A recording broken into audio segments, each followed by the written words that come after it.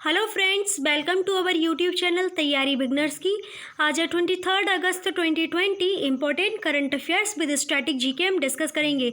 तो आपको वीडियो पूरा देखना है क्योंकि बहुत ही नॉलेजफुल रहेगा। अगर आप कोई भी एंट्रेंस एग्जाम देने वाले हो या कोई गवर्नमेंट सर्विस की तैयारी कर रहे हो तो उसके लिए काफ़ी फ्रूटफुल रहेगा। तो वीडियो पूरा जरूर देखिएगा। ओके, फर्स्ट क्वेश्चन है, धर्म या विश्वास के आधार पर हिंसा से पीड़ितों के संस्मरण में अंतर्राष्ट्रीय दिवस कब मनाया गया है? तो ये जो दिवस मनाया गया है 22 अगस्त को मनाया गया है। अगला क्वेश्चन है, किस भुगतान बैंक ने जन बचत खाता योजना आरंभ की है जो आधार प्रमाणीकरण पर आधारित एक डिजिटल बचत खाता है? तो फिनो पेमेंट्स बैंक ने जन बचत खाता योजना आरंभ की है जो आधारित डिजिटल बचत खाता है। ओके, फिनो पेमेंट बैंक की अगर बात करते हैं तो इसकी जो फाउंडेशन हुई थी वो 19 अगस्त 2014 में हुई थी और इसकी जो MD एंड CEO हैं वो हैं ऋषि गुप्ता जी। अगला क्वेश्चन है, राज्य के स्वामित्व वाली बिजली कंपनी को नीति आयोग और निवेश एवं सार्वजनिक संपत्ति प्रबंधन विभाग ने अपने ऊर्जा व्यवसाय को बढ़ाने हेतु पूर्ण स्वामित्व वाली कंपनी स्थापित करने के लिए मंजूरी दे दी है। तो ये क्वेश्चन थोड़ा, इसमें जो लैंग्वेज है थोड़ा इधर उधर हो गई है। मंजूरी दे दी है और ये किस राज्य नहीं होगा यहाँ पर?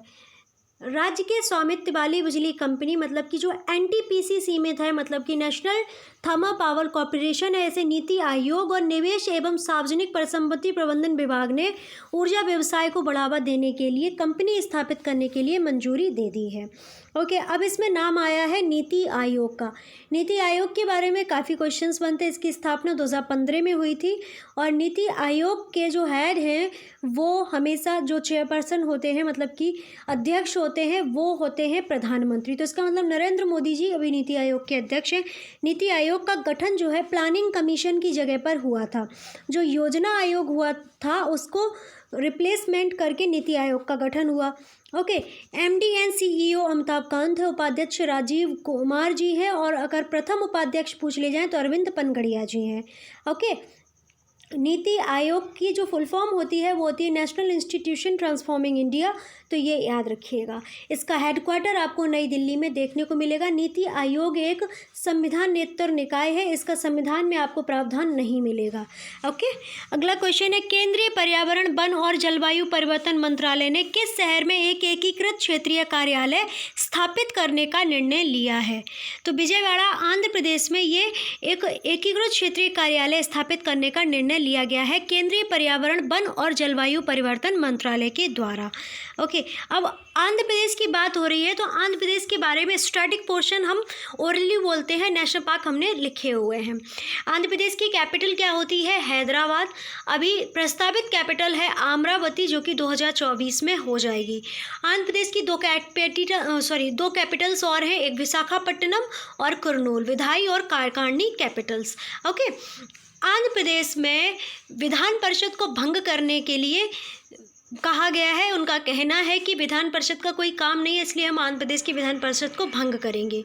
आंध्र प्रदेश के CM YS जगनमोहन रेड्डी हैं। आंध्र प्रदेश के राज्यपाल विश्वभूषण हरिचंद्रन जी हैं। ओके, आंध्र प्रदेश की हम बात करें तो आंध्र प्रदेश में वृद्धि दर अगर पूछ ली जाए तो 11.0% है। जनसंख्या वृद्धि दर 2001 से 11 सेंसस के अनुसार। ओके, मुख्य भाषा यहाँ की तेलुगु और उर्दू है। कार्यकाली भाषा मतलब कि जो ऑफिशियल लैंग्वेज है वो है तेलुगु। ओके, अगर आंध्र प्रदेश की बात करें तो यहाँ पर ज़िले कितने हैं? तो ज़िले अगर पूछ ले जाएंगे तो वो यहाँ पर आपको देखने को मिलेंगे।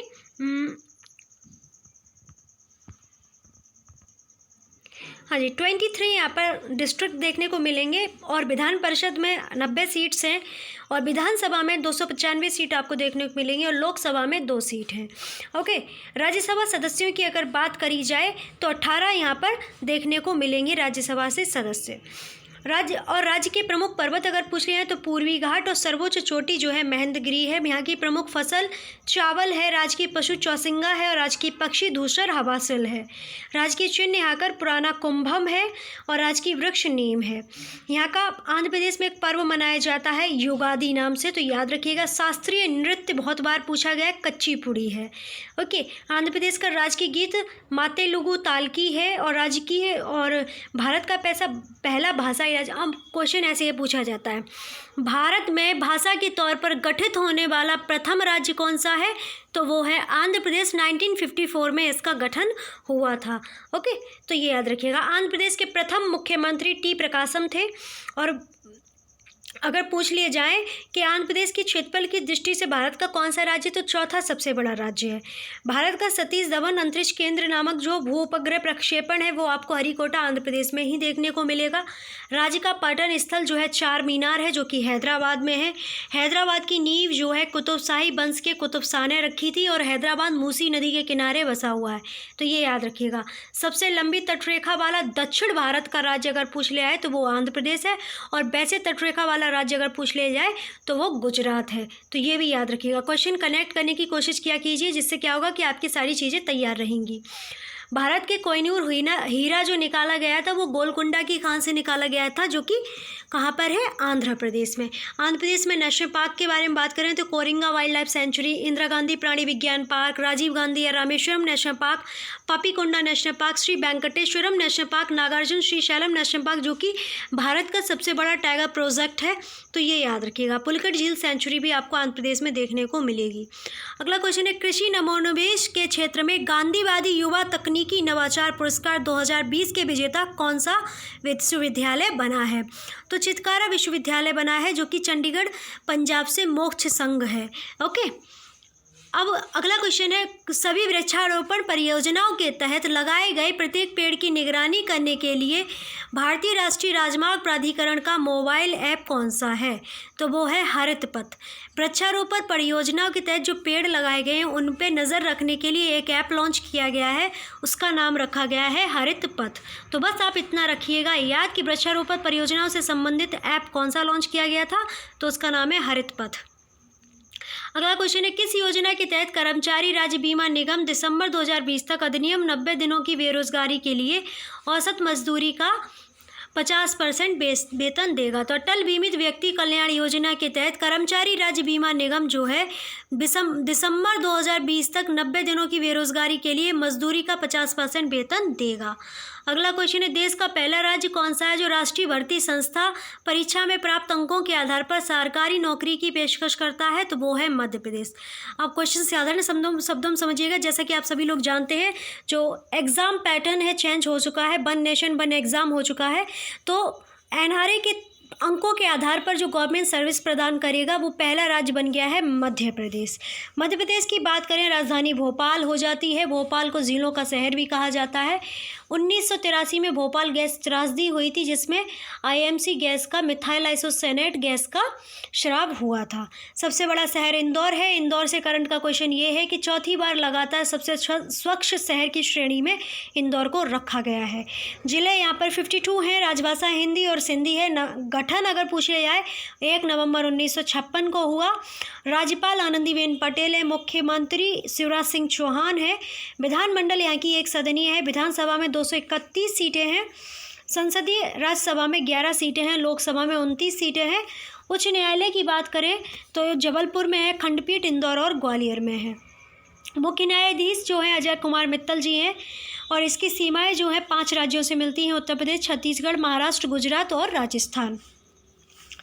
पर्यटन स्थल के लिए मुख्य रूप से जाना जाता है मध्य प्रदेश। भीमबेटका, पंचवटी, खजुराहो, सांची स्तूपा, ग्वालियर का किला, उज्जैन मध्य प्रदेश के पर्यटन स्थल के प्रमुख उदाहरण हैं। उज्जैन जिले में 12 वर्षों में कुंभ या सिंहस्थ का मेला लगाया जाता है, जो कि क्षिप्रा नदी के तट पर लगता है और ये विश्व स्तर प्रसिद्ध है।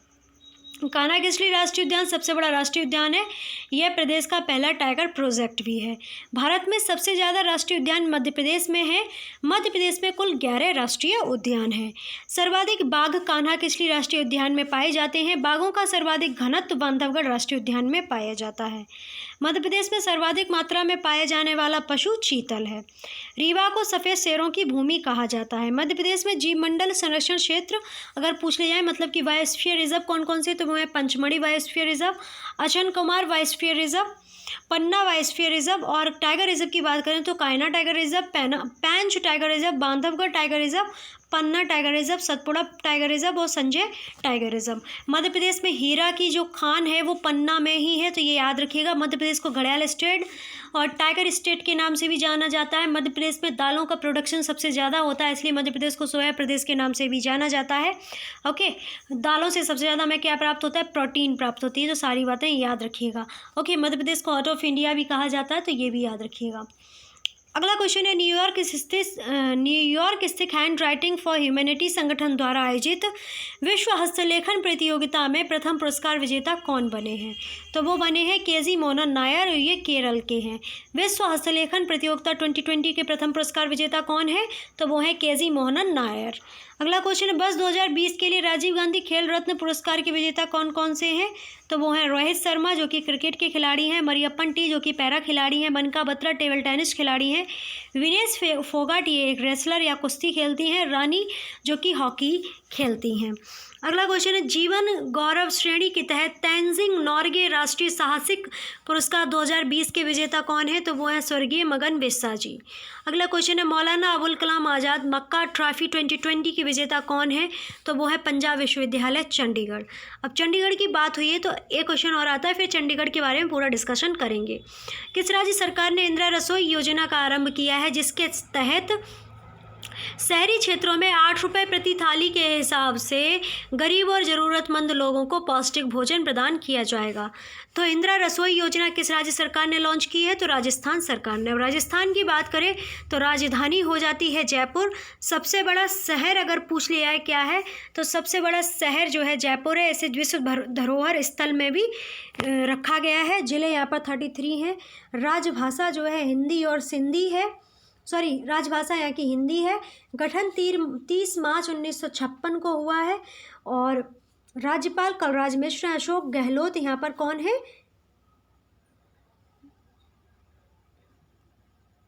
मुख्यमंत्री हैं जो कि कांग्रेस पार्टी के हैं। विधानमंडल यहाँ की एक सदनीय है और विधानसभा में 200 सीटें, राज्यसभा में 10 सीटें हैं और लोकसभा में 25 सीटें हैं।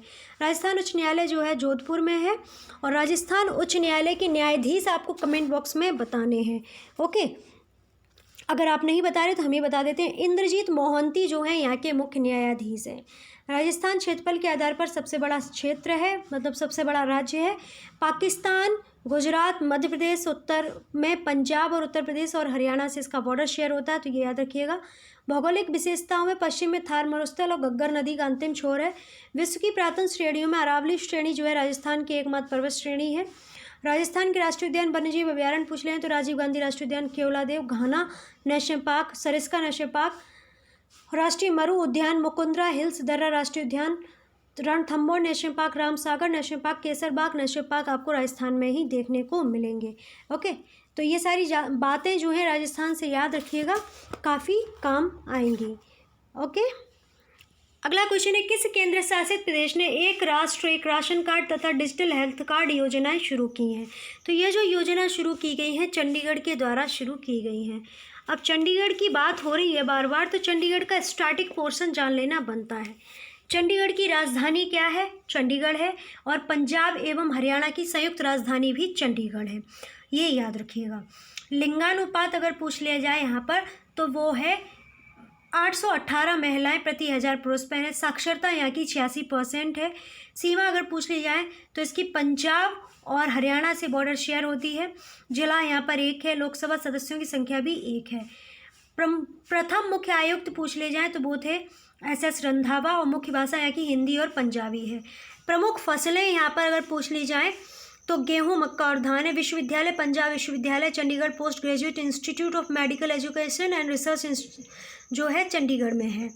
हवाई अड्डा चंडीगढ़ हवाई अड्डा है। पर्यटन क्षेत्र में rock garden, Shanti Kunj, art gallery, national gallery of portrait, संग्रहालय, सुखना झील, Smriti Upvan, terrace garden, bougainvillea garden, international dolls museum, deer park, leisure valley यहाँ के पर्यटन स्थल है और इसके सिटी ब्यूटीफुल भी कहा जाता है।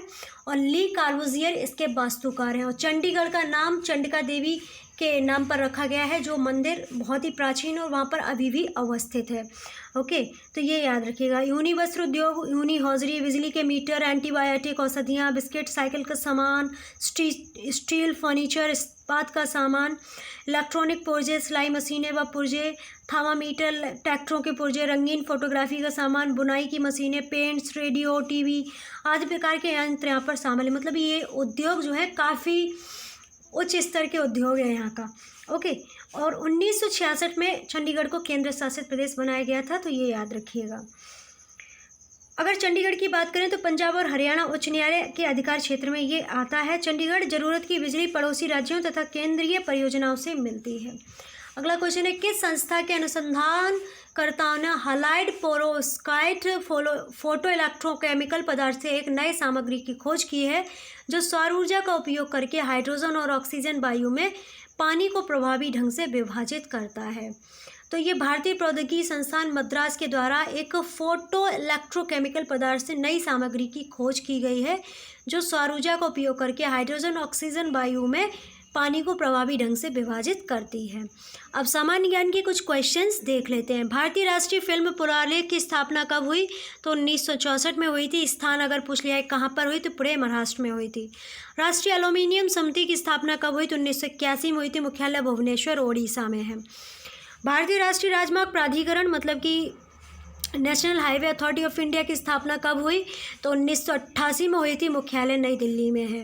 राष्ट्रीय ध्रुवीय महासागर एवं अनुसंधान केंद्र की स्थापना कब हुई? 25 मई 1988 को हुई। मुख्यालय वास्को डी गामा, गोवा में। वास्को डी गामा कौन थे? पुर्तगाल के व्यक्ति थे, जिन्होंने 1498 में भारत के समुद्री मार्ग की खोज की थी। भारत में पंचायती राज प्रणाली किस वर्ष लागू हुई थी? तो 1992 में लागू हुई थी। और भारत में सबसे पहले पंचायती राज प्रणाली को लागू करने वाला राज्य जो था, राजस्थान का नागौर जिला था। तो ये याद रखिएगा।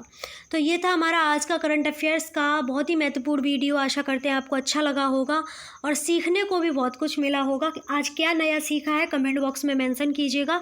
वीडियो को ज़्यादा से ज़्यादा शेयर कीजिएगा, लाइक कीजिएगा और पहली बार विजिट कर रहे हो तो सब्सक्राइब करके पास में दी गई बेल आइकन को प्रेस कर लीजिएगा।